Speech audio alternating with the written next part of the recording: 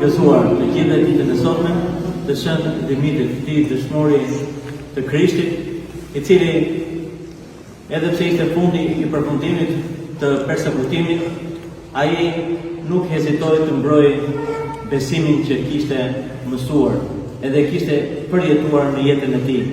Siç e dëgjuam edhe nga jetë shkrimi i tij, Shënt Dimitri ishte një person që kishte një karrierë në atë fushë ku ai ishte i Zotit, siç ishte drejtimi ushtarak.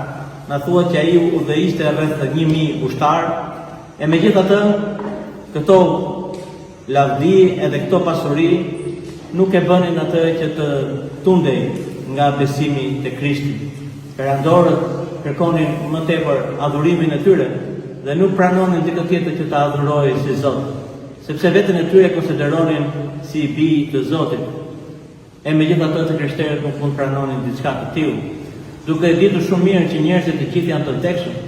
I vetmi që është i pavdekshëm dhe është krijuesi ynë është Perëndia. Këto gjëra duken të zakonshme e duken të kuptueshme për ne, por në periudhën që po flasim, në shekujt e parë pas Krishtit, një pjesë e mirë e botës atëre edhe që quhej e njohur dhe e qytetëruar, siç ishte në botën romake dhe greke, megjithatë përsëri jetonin në efektin edhe në mësimet dhe në mitologjinë pagane, që mundohej të shpjegonte shumë fenomene edhe shumë koncepte të ndryshme, të cilat kur krishterimi u përhap, atëherë ato me të vërtetë dolën të kota. Dhe për këtë arsye ata të krishterët të cilët filluan të besonin te Krishti, e shikonin me të vërtetë të drejtën e Krishtit. Shikonin me të vërtetë se çfarë ndodhi me sytë e tyre shpirtëror, se si kuptuan që jetonin në një kotësi, edhe kuptuan që Krishti është Zoti i vërtetë. Kjo i bëri ata që të mos trembeshin as nga sfida, as nga çdo lloj frike, as nga çdo lloj kërcënimi, edhe çdo lloj kundimi për pasuri, qoftë për ta pasur atë ose për ta humbur atë, dhe madje deri edhe në martirizimin e tyre. Kështu shikojmë shumë të krishterë të cilët ishin gati për të mbrojtur besimin e tyre, për ta dëshmuar atë përpara të gjithë njerëzve, ishin gati të torturoheshin, të vuanin, por nuk mund gjithsesi të mohonin atë që ata e kishin përjetuar dhe besonin me gjithë shpirt e me gjithë zemër Krishtin si Zot dhe Perëndi, i cili vdiq për njerëzit edhe u ngjall për ne.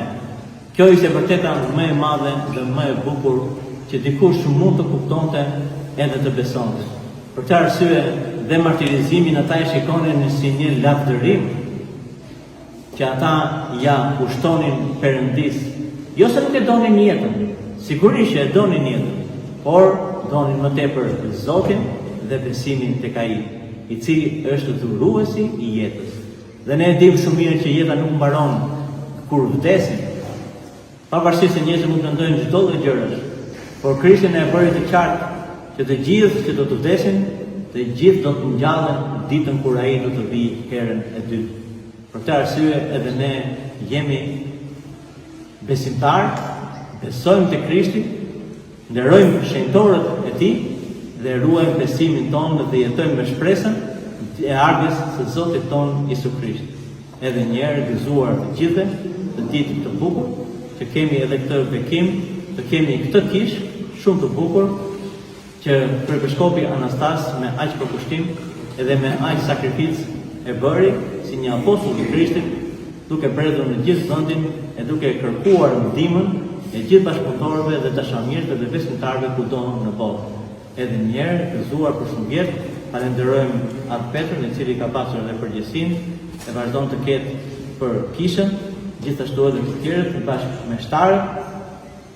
Kujtojmë gjithashtu është rasti edhe atë Aleksin, i cili shërbeu në këtë kishë dhe u bën 4 vjet që pas periudhës së Covidit që ka ndërruar jetë, Perëndia ta ndjej edhe të kemi dhe uratën. Do bëjmë edhe një shërbes të shkurtër